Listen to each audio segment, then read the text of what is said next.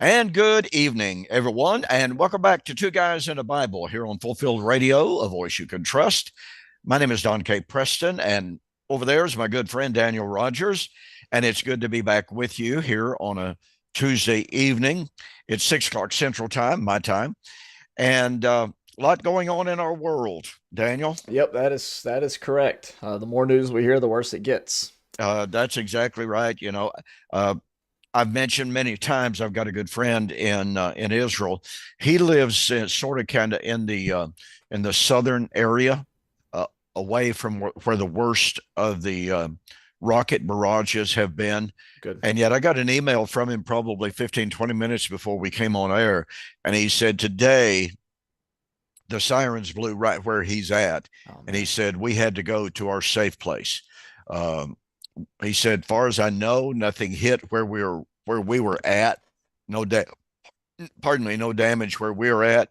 But he said it was the very first time that the sirens had blown in our immediate area. Yeah. Wow. It's you know, it's really difficult for us in America with all the security and the peace that we've been able to enjoy almost since our founding. I mean, things have changed just over the last 15, 20 years. We've seen the riots in Los Angeles, San Francisco, Seattle, Portland, of people just, of the Black Lives Matter, the anti-American group, who literally hate America and who've said, we're going to burn this thing down, all that kind of stuff. And it's difficult to imagine the rioting in the streets like that. Well, in my life, well, in all of our lives, Yeah. the September 11th attacks. I mean, that just Yeah. changed everything. Oh, it did. I think I told you my school teacher turned on the radio and he said, I don't want to make anybody feel old, but I was, what, in third grade when that happened? I feel old. Yeah, I know. But when that happened, my school teacher turned on the radio and he said, "You're not going to understand all this right now, but you're never going to forget this for the rest of your lives." Yeah. And he was correct. That changed our whole world. On uh, the Sunday following the attacks in Israel, with the terrible situation with the dance party, music festival, and all that stuff that happened. Yeah. Um, I was going through TSA to get on the airplane after Michael Miano's conference in the Blue Point Bible Church, and the guy in front of me got selected for random screening, Oh, yeah. And I Yeah. thought, ooh, man, in light of what's going on in this week, that's kind of spooky. But you're right; Yeah. it makes you feel we've been so privileged to feel safe, in our Yes. lives, and here in the last, since 9/11, it kind of reminded us of our humanity, as Americans. And our vulnerability to Yeah. those, it's so scary to think. In fact, there was a report I read just the other day that, as a direct result of the open border that we've had under the Biden administration, the huge, huge, huge spike in illegal immigrants coming in. We already knew that there were um, insurgent camps in America, radical camps in America. I've read for years that in the backwoods of Arkansas, uh, Louisiana, Mississippi, that there are camps there that are actually training militants Hmm. for a future time. And the number of those kind of camps has exponentially increased under Biden's administration as a result of this. Uh, well, as a matter of fact, one report just the other day said for the very first time, the number of illegal immigrants trying to come into America at the southern border out those not from South America outnumbered those from South America for the very first time. Hang on, I gotta redo that sentence in my brain. Oh, okay. Those not from South America are outdoing those from South. Okay, yeah, Outnumbering those from South America. right. And they're Middle Easterners. Hmm. And that's frightening. I know my wife and I have discussed this many, many times that when we've seen videos of these huge lines of people waiting to come to America, they're young men in their late teens into their look to be like in their 30s. And you go, wait a minute, where are the women and the children? I know there are some, no question about that, but why is it that we've got all of these younger men who are the very age group of the most radical? And I don't want to make a broad swipe stereotype accusation, but the reality is that most of the radicals, most of the terrorists fit into that age group. And now you're finding a huge influx of non-South American people trying to come into America who fit right in that age group. Why is that? I think it's at least a question that is worth asking. Yeah. And I don't want to be paranoid. I really do not want to be paranoid. I've never been one that has been, really, really paranoid in those ways. But given the facts of what has happened since 9/11, it's difficult not to be very, very suspicious. Yeah, I know as my wife is a school teacher, and the way she explained some of that was that and again, we can't speak in broad strokes here, but a lot of the times what happens, especially with those from South America and other Latin American countries, or Latin American countries, is that they would come over. They'll send the fathers over first to establish a home place, to get a steady stream of income. There was a story.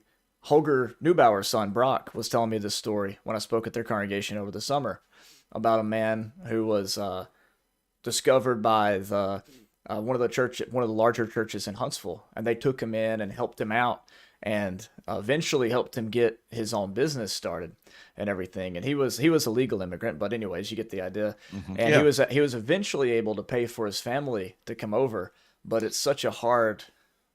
Such a hard. You had trouble moving from your office to your to Oh, this office, I imagine. So, there's just so much going on in our world. And that's why we well, have to and I'm remind everybody that as difficult as these things might be, the prophecies have nothing to do with what we see going on around us. and I want to say I appreciate you bringing up that reality that I know it's a fact. Without any Yeah, question whatsoever, that a lot of the men come first to try to establish a little bit of a foothold, get some financial solvency, if you please, yeah, so that then they can bring their family. So I understand that.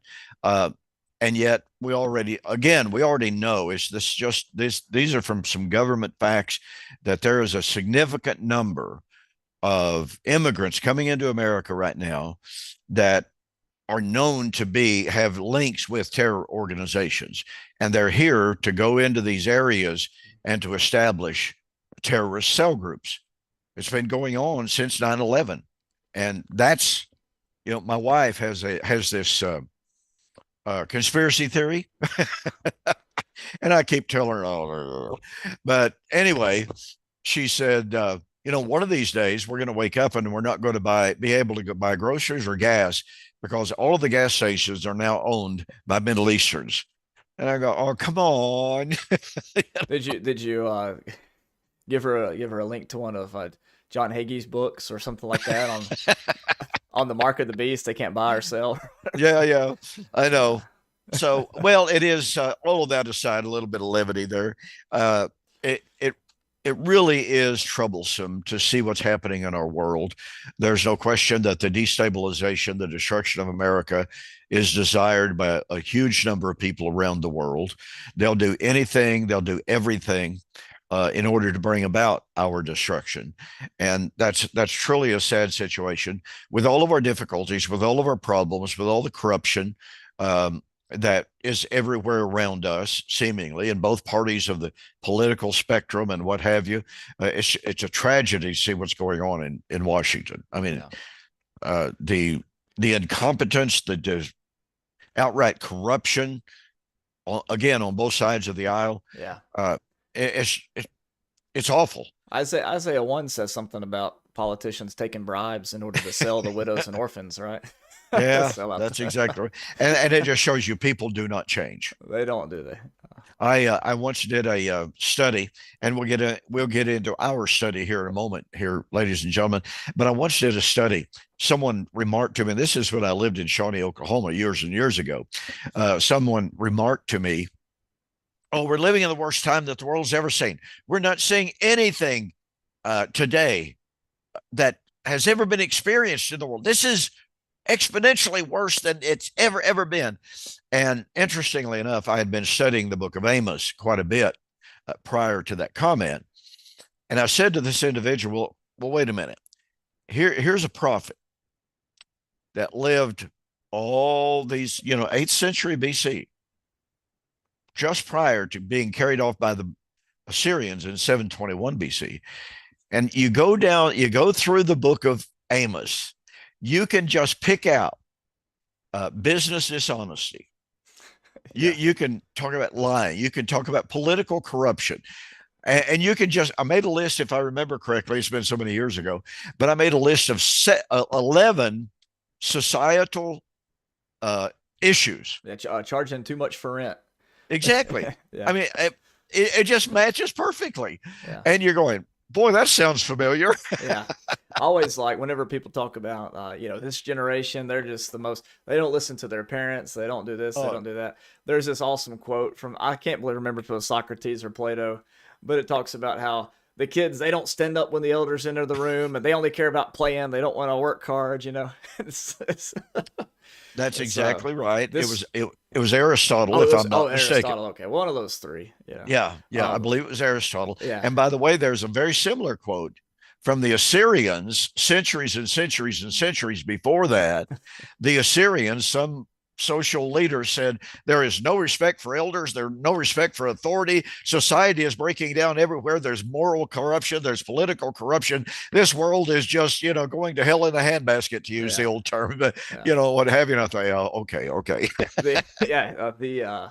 But there's a really wise guy, I mean that not in the comical way, but a wise individual who once said, there is nothing new under the sun.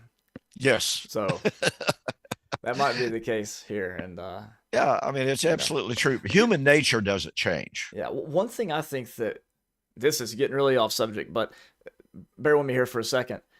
We read in the news about a stabbing in the subway of New York, right? And we're going, our world, these stabbings, what are we going to do about these stabbings? Whereas, 50 years ago, we wouldn't have even known about that. One of the things that, now things are bad, don't get me wrong, but one of the things that escalates that feeling is the fact that we have constant real-time, access to all this knowledge. You can hear communication is instantaneous. Crimes from all over the world instantly. Every conflict, every war and rumor of war, to use that expression.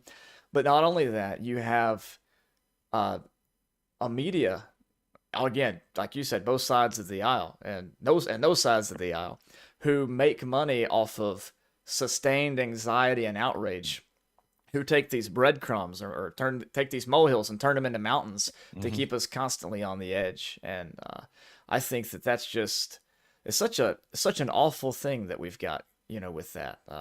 In one sense, it's a blessing, because if you want to look up a quote from Aristotle or a historical fact from the time of the life of King Nebuchadnezzar or something like that, 2 seconds, and you've got literally thousands, maybe even millions of resources, scholarly, layperson, whatever resources at your disposal. And it's great. But on the other side of things, those of us who are chronic worriers, we also get all the bad stuff constantly, and it drives our anxiety through the roof, when, had we not known about it, it probably never would have even come across our table. We might have heard a whisper about it. So there's certainly a good news, bad news reality to how wonderful our world is in regard to our ability to get information instantaneously, like you were saying. I mean, all you have to do is click, and you've got the world of information right there. This silly thing called Google. I was just curious because I read a blurb on the news the other day. It was on Facebook. Well, it's got to be true if it's on Facebook, right? So I was about to make a comment about that, actually. And we have this overwhelming, just blurb after blurb after blurb, report after report after report. And you really do not know what to believe. And I will share this. I've had 2 different people contact me over the last week expressing despair over the state of the world. Yeah. What are they supposed to be doing? Is the world about to end? Uh, you know, it. How does our current world fit into Bible prophecy? And of course, I don't have to tell you, Twitter, X, whatever, and Facebook and YouTube, they've exploded with predictions that what we are seeing is the fulfillment of prophecy. I saw that one of your favorite YouTubers had a one Jonathan Kahn on his program earlier this week, or maybe it was at the end of last week. But I saw that and I thought, Don might have something to say about that. But I did not it see that, or I would. is a certain doctor. Uh, Yes. yep. But Yeah. anyways, yeah, yeah, you have all this, and the thing about social media is anybody can type anything about anything. And just because it has 50 million likes or whatever doesn't make it the truth. And we often have this in debates. So take preterists, for instance. Quote a church father to a preterist to try to defend a futurist eschatology. What's going to happen? Oh, that's an appeal to an illegitimate authority, right? If you're going to make an appeal, you have to make an appeal to Scripture, or they'll call you out on the logical fallacies. But then you take a tweet or a news article or a news anchor saying something, and even though it might be false, because it comes from that authority, it's automatically believed, even though it's the same exact logical fallacy we often point out in debates and talking about, well, my pastor said, or this book said, or that old commentary said, or the Westminster Confession of Faith said, whatever, And we don't see there's a disconnect between how we reason when it comes to theology and how we often reason when our emotions get involved in, and when it comes to processing very basic comments on world on the in world news or on social media. And one of the things about it that most people don't pick up on is that the initial statement meant to scare and capitalize on the outrage and to instill anxiety within someone, it gets far more likes than the apology statement made the next day, making a retraction because they gave misinformation. Prime example, the claim was initially that a rocket from Israel had hit that Christian hospital, killing 300 or 400 people. Well, you had politicians in America, Arab, Israeli, Islamic politicians, just going ballistic over that, reporting that, making horrible public comments. Well, now after it has come out that it was probably a misfire by a Gazan terrorist group of a rocket that actually did it. The New York Times, I think it was the New York Times, one of the major newspapers that had really run with the story accusing Israel of making the attack, Yeah. of being guilty for the 400, it was almost on the back page. It was almost as bad as, oh, by the way, it really wasn't an Israeli rocket after all. It Right. was a Hamas rocket that kind of misfired. Oops, sorry. Let's move on now. Nothing to see here. Yeah, the same thing happened with the this I'm not even gonna mention it. The full thing here is just so atrocious. But the thing with the 40 children, 40 Oh, babies, yeah, horrible.